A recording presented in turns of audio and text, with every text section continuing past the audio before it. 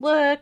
And I went into this not realizing that that was going to be the case. Like I went into like putting Wow. myself out there Yeah. as a public figure, not realizing that this was going to be the case. And then once again having to like find myself in that cycle of like having to come to terms with it and loving myself for who I am. Wow. Yeah. Yeah, like a note for anyone listening who hasn't gotten this memo yet. It's not okay to just touch people. Like Yeah. it's not okay to just walk up to someone who you don't have a personal relationship with. Even if you do have a personal relationship with someone, like ask. Yeah. Ask before you touch. And ideally just don't even ask. If you don't know a person, chances are they don't want you to touch their Yeah, or hair. like Like, anything on them. Like it comes down to right. like consent. Like, is this a person who you have any right asking consent from? Because no, you aren't entitled to any person, no matter who they are. But then Right. also, like, if you and that person already have an established relationship, then you still need to ask for consent. Right. That's a tough one for a lot of Yeah. people. The same forces that have indoctrinated us into thinking that white skin is beautiful and blonde hair and blue eyes are the ideal, they're the same forces that have taught us that if you are already in an established relationship that you don't have to ask for consent. But none of that is true. It's just like fundamentally made up. So just getting that out there. Um, I, for a while, considered the possibility of doing some stand up comedy because Lenny, you do, and a lot of our friends do. And, I was thinking about like sets that I might be able to put together. And one of them was a set about being super white, like so white. Mm-hmm. Like when I go to buy makeup, I buy the lightest one that they have, and it's still often like too dark and looks weird and orange on me. So, just so for anyone who doesn't know what I look like, I'm whitey white. And it's funny. Like there are parts of my life that are like it is ridiculous how pale I am, and I kind of put together this whole set of like trying to kind of make fun of myself in this way, but also trying to poke a little bit of fun at the culture that does assume that white skin is better by pointing out all of the ways that being super white and like blushing all of the time, getting sunburned if I'm out for like 15 minutes in like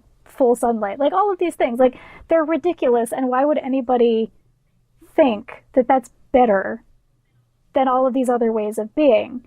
And I never ended up going on stage with it because thank God I have like at least a small amount of self awareness. And I was like, I mean, that's basically rubbing salt into the wounds of so many people who don't have the privilege that this ridiculously white skin gives me. And although I do want to make fun of it and I do want to like poke fun at the idea that white is good, I just don't think that we're there yet. Like, I don't think it's I funny don't yet. think so either. Like a year after I came out with the fair to unfair skin tones joke, which by the way is hilarious. It's a very good joke. Uh, there was another Montana comic who was also a woman who went on stage and she told an unfair skin tone joke. But hers was that she was so light that she sunburned so easily that it was unfair. And so she's like, I guess you can define my Oh, skin tone as unfair. And I was like, first off, like, should I get up on stage right after her and like tell my fair to unfair skin tone joke so that people could see like the difference there? But at the same time, it was. I mean, it was. I mean, I cringed a little bit because I was like, yeah. I don't think that I'm definitely not there yet. Yeah, it's tone deaf. It's completely like not understanding the world around you, Right. I and mean, how other people experience the it. difference is that I live in a world where only very recently I've been able to find makeup that matches my skin tone because they didn't come Hmm. in as many colors as they came in now. By the way, if Right. anyone needs to know, I am golden beige. Um, but uh like having to go through the struggle of never having to find, like, have a makeup that matches your tone, never being able to find hair products that are made Mm. for my hair type. Like, if I go to a hotel, I can't just use the hair products that they have there. That will Oh, fuck yeah. up my shit, you know? uh, like, but because white is the standard, white hair is the Hmm. standard, they have products for people who are not people of color in hotels. Right. So, Yeah. Yeah, and that goes back to like the idea that the that white is normal. So we're catering to the normal person, and that means white people.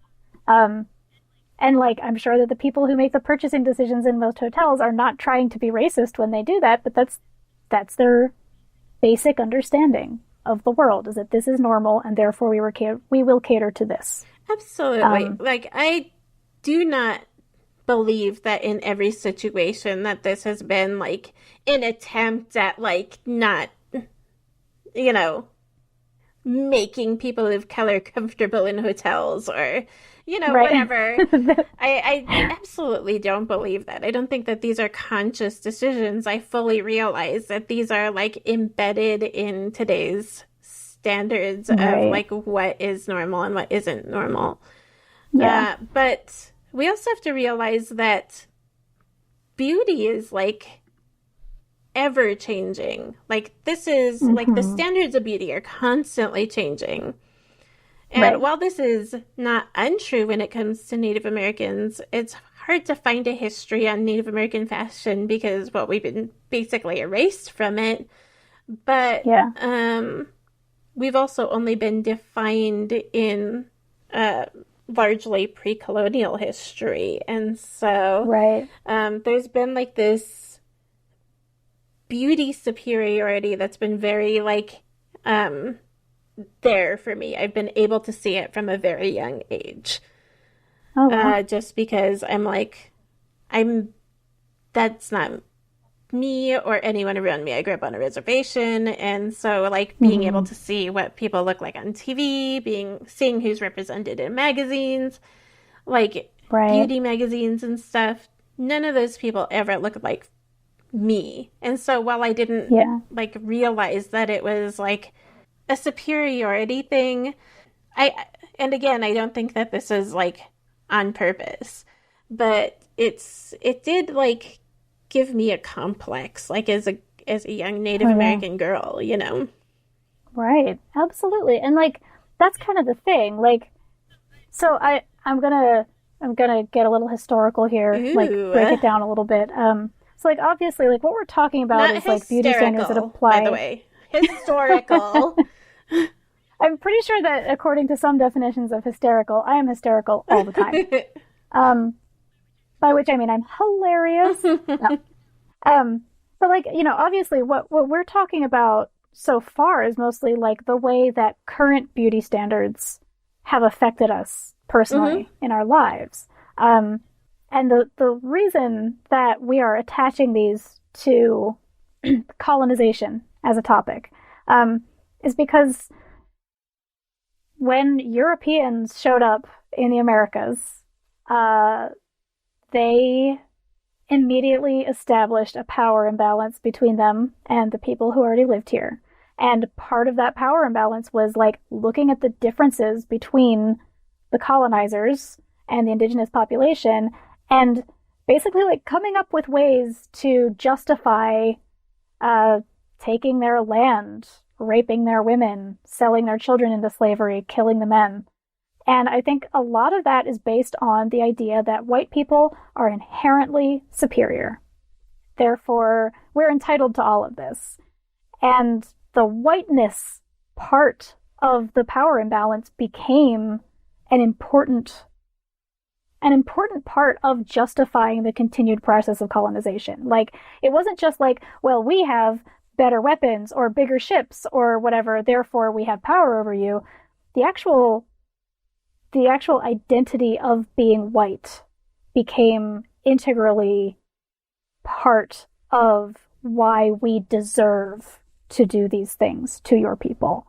And that whiteness then became part of the process, and it had to be held up as the standard, like the highest form of beauty must therefore be whiteness. And some of the research I was doing was saying that this idea of whiteness as the most beautiful way to be started around the 15th and 16th centuries, which is around the time that the Americas were being colonized for the first time. Right. And I want to add here that we have to remember that the people who created the framework by which beauty is judged were the same white academics and, dare I say, supremacists who created the racial categories that we see today. Right. Yes. Can we talk about the Pope? I don't have this information in front of me. Wasn't thinking about it when I was researching, so I will probably not get like names or dates right. But it was right around the time that Columbus landed in the Western Hemisphere that the Pope made a papal bull, I think is what it's called, that declared that the white race was inherently superior. Specifically, I think that it was being applied to whites versus Africans, because that then enabled the slave trade to really start to flourish, the transatlantic slave trade. But like literally before the Pope said white people are better than everyone else, that concept may have existed in some people's minds, but it was not considered a fact until the Pope was like, all right, I've decided we need to profit off of this new world, and we need slaves to do it, and we need an excuse to take over all the land. So I'm telling you that God told me that white people are better than everyone else. And literally ever since then, whiteness has been held up by European colonizers and then in the Americas and through media and colonization to the rest of the world, that white is the best. I mean, obviously, like, that's a huge point in history where that happened, but it wasn't necessarily, like, unthought of, because we had the doctrine of discovery a couple hundred years before that, which said pretty much the same thing. We can take land of savages because they obviously aren't taking care of it for themselves, you know? And so that's what another justification for landing in other countries and like planting your flag and being like, oh, this is like where we are now and you guys are savages, so this is our land. Whether that was true or not. And we know that it wasn't true because they also used the doctrine of discovery like as a way to like justify taking like Hawaii, and they had an actual like hierarchical system with like a queen and with laws, and they had a system, let's just put it that way, that would have been considered civilized, but was still taken from them with the same justification. And so basically what this is like the dehumanization or othering of a group or individual is abnormal or dangerous, while at the same time reinforcing the dominant group's self-perception of being exactly the opposite of that, just and pure. And so we have that whole like good and bad dichotomy like happening all over again. Yeah. And actually I found something on this. Let me see if I can find it in my notes. It spoke specifically to that idea of lightness and whiteness as purity. So this is actually from a Teen Vogue article. The connection between beauty and spirituality took a more prescriptive turn in the Middle Ages with the rise of Christianity in Europe, when women were exhorted to appear pure and virginal and forever young. Light features like blonde hair, blue eyes, and fair skin were believed to be physical manifestations of the light of God. And then starting around the 15th century, which is right around the time that we started colonizing the hell out of the Americas, colonizers went to Africa, Asia, and Latin America and introduced the idea that whiteness is good and nothing is better than white. And I think that it's really interesting to reflect on the fact that this is still a part of our language, whether this is something that we as human beings and individuals believe or not. You know, light equals good, white equals